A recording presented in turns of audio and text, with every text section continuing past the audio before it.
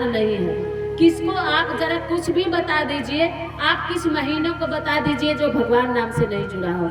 आप किसी दिन को, वार को बता दीजिए जो भगवान नाम से नहीं जुड़ा। आप किसी तिथि को बता दीजिए जो भगवान नाम से नहीं जुड़ा हो। भारतीयों, अपने भारत में रहने का गर्व समझिए, महत्व समझिए।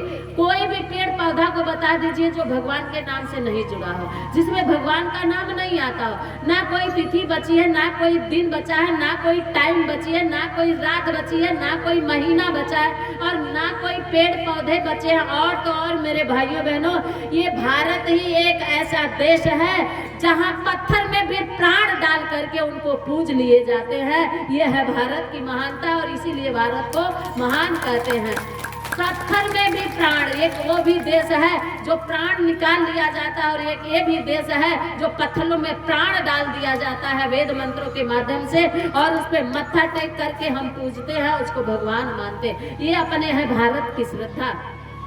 अपने भारत की श्रद्धा इतनी प्रबल है मेरे भाइयों बहनों कि मिट्टी का गिरधर गोपाल मीरा के संग वो नाच नाचता है। मिट्टी का गिरधर गोपाल जहर को अमृत बना देने में समर्थ है।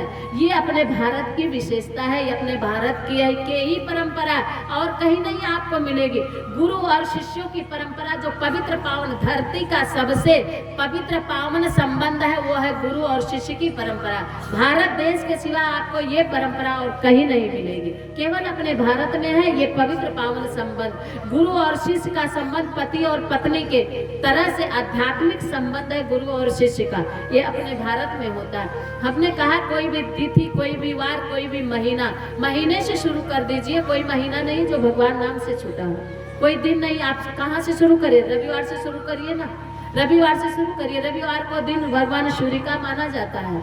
सोमवार को कितने लोग जानते हैं? आप लोग भी कुछ बोलो बहनों, सोमवार के व्रत रखने वाले सोमवार को किस भगवान के नाम से जोड़ देते हैं आप सभी लोग? भारतीयों, ये तुम्हारी श्रद्धा की ही पहचान है।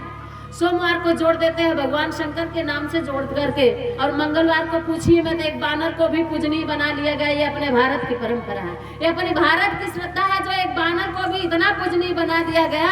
जो मंगलवार का व्रत रखने वालों की संख्या अधिक है, लेकिन भगवान राम के व्रत रखने वालों की संख्या कम होगी। राम को जानने वाले कम और हनुमान को जानने वाले ज्यादा।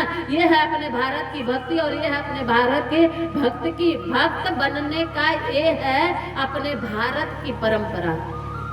भक्तों को भगवान अपने से ज्यादा भक्तों को उन्होंने सम्मान दिया।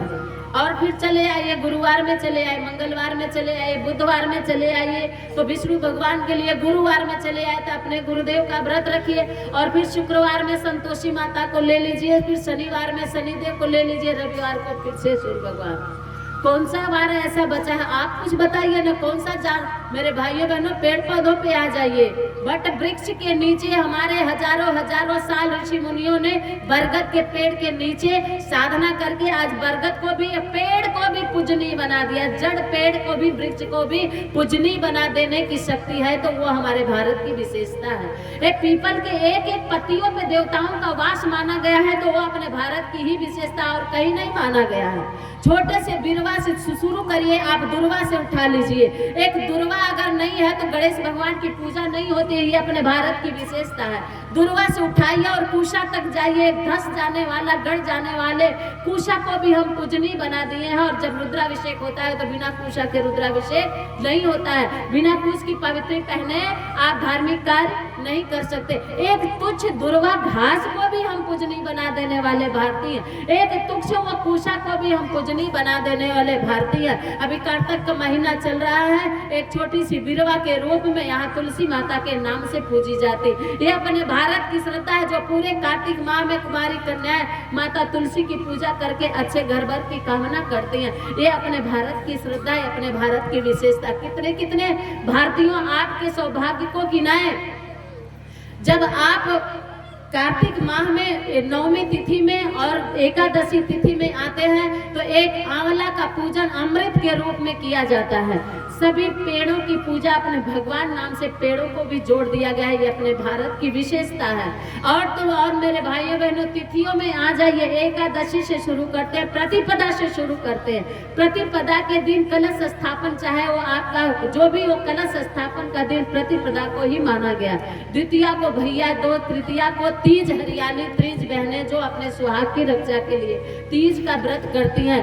गणेश चतुर्थी बच्चों के स्वार्थ की उनके स्वास्थ्य रक्षा के लिए करते हैं गणेश चतुर्थी। पंचमी को पूछिए मत मेरे भाइयों बहनों, भारतीयों, दर्शन करिए अपने भगवान का। अरे जो जहरीला होता है ना, जिसकी वो फुफकार से आपका प्राण चला जाता है, लेकिन वह रे भारतीयों, तुम उस जहर वाले नाग को भी पंचमी के दिन पूज करके नाग पंचमी का पर्व मना लेते हो। ये अपने भारत की विशेषता कहीं नहीं मिलेगी। एक नाग, जहरीले फुफकार मारने वाले नाग की भी पूजा पंचमी तिथि में होती है। षष्ठी तिथि को पूछिए मत, अभी अभी आप लोगों ने किया है। सूर्य अर्घदान दिया है कि नहीं दिया है? सूर्य भगवान को षष्ठी, सूर्य षष्ठी के नाम से 3 दिन तक बहनें हमारी व्रत रखी होंगी और सूर्य षष्ठी का पर्व मनाई है। सप्तमी तिथि में आप सभी आते हैं, सप्त ऋषियों की पूजा होती है। और अष्टमी को पूछिए मत, जिनकी कथा आप लोग सुन रहे हैं वो अष्टमी तिथि को ही आबाद कर दिए हैं। और जब भी भादों की अष्टमी आती है तो फिर पूछिए मत उनके बारे में कितनी लीलाएं चलती है। भगवान अष्टमी को ही आए।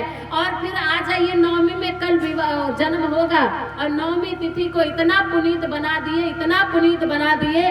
सारी तिथियां जब बिजी हो गई, नवमी तिथि बची थी। नवमी तिथि रुदन कर रही थी। भगवान राम सुने, बोले क्यों रो रही हो?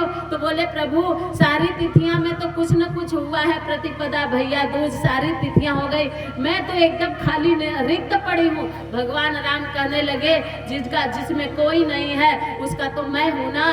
चलो कोई बात नहीं, रुदन मत करो, खुशियां मनाओ, मैं तुम्हारी रिक्तता को पूरा कर देने के लिए नवमी तिथि मधुमास, नवमी तिथि मधुमास पुनीता, मैं नवमी तिथि में ही प्रकट हो जाऊंगा। नवमी तिथि की भी आप ले लीजिए। और दशमी में आइए तो पूछिए मत, वो 15 फुट का रावण बना करके आप लोग दशमी तिथि को क्या करते हैं? रावण का पुतला जलाते हैं। क्यों जलाते हैं? जलाते हैं कि रावण मर जाए, रावण जल जाए। वो हर साल कहाँ से आ जाता है भैया? रावण को जला देते हो, फिर कहाँ से आ जाता है?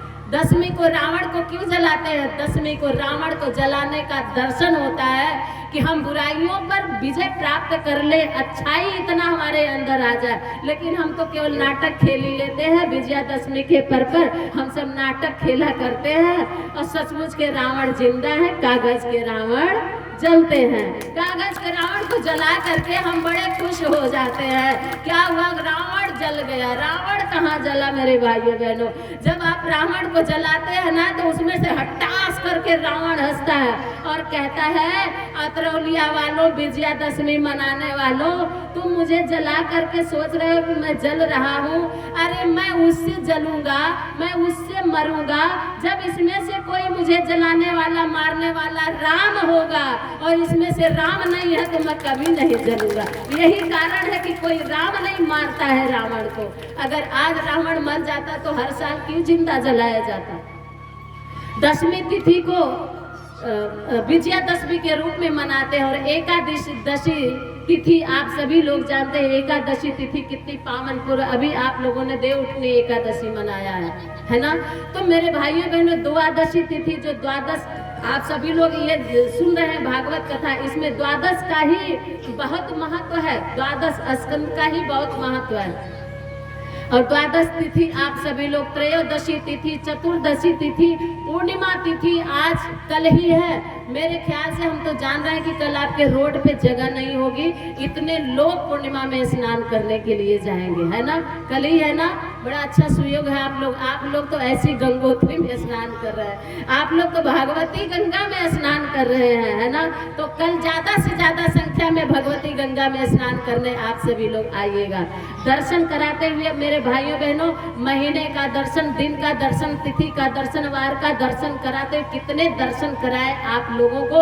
अगर आप पशु और जानवरों में आ जाएं तो आज जो कथा नरसिंह भगवान की चल रही है, इनकी तो बात छोड़िए, ये तो आधा मनुष्य मनुष्य हैं फिर भी भगवान कहलाने के योग्य है। लेकिन वह रे अपने भारत के भगवान, भारत का भगवान मेरा जब जब आया है धरती पर अपना स्टेटस सिंबल गंवा दिया है, अपना स्टेटस अपनी ठकुराई भुला दिया है, सारथी बन गया है, अपना स्टेटस सिंबल गंवा करके अर्जुन सो रहा है और भगवान मेरा घोड़े की मालिश करता है।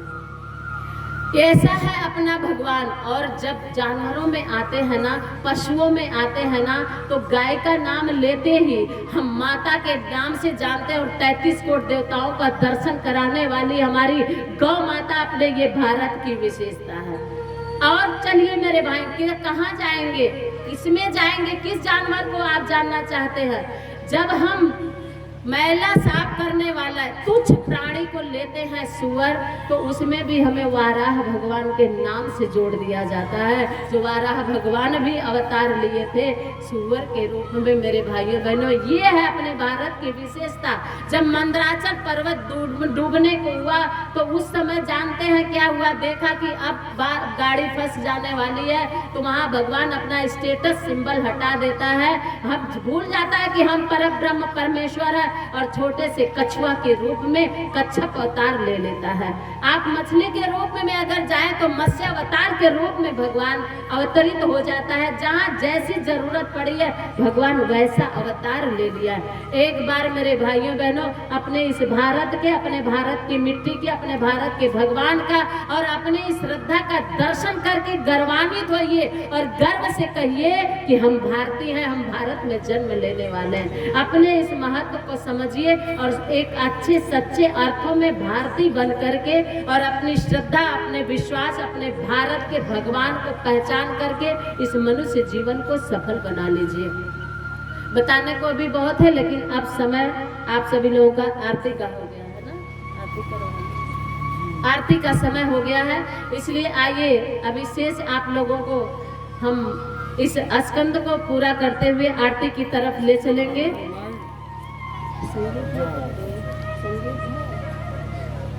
आइए अपने भारत की विशेषता पर 2 मिनट सभी लोग झूम ले। हमारा भारत कभी सोने की चिड़िया रहा, कभी जगत गुरु रहा, और आज हम उसी भारत में रह रहे हैं। जो गर्व से कहते थे अपने भारत के हम भारतीय हैं, आज सर्व से कहते हैं कि हम भारत में रह करके भी हम भारतीय नहीं रह गए। आज हम हैं तो भारत में, लेकिन विदेशी कल्चरों से, अंग्रेज तो गए लेकिन अंग्रेजी कल्चर से हम आज भी अंग्रेजों के गुलाम बने पड़े हैं। तो हम अपनी गुलामी को तोड़े भारतीय बने सच्चे अर्थों में। आइए भारत देश पर जहाँ डाल डाल पे सोने की चिड़िया करती है बसेरा, ओ भारत देश मेरा, ओ भारत देश मेरा, ओ भारत देश मेरा, ओ भारत देश मेरा।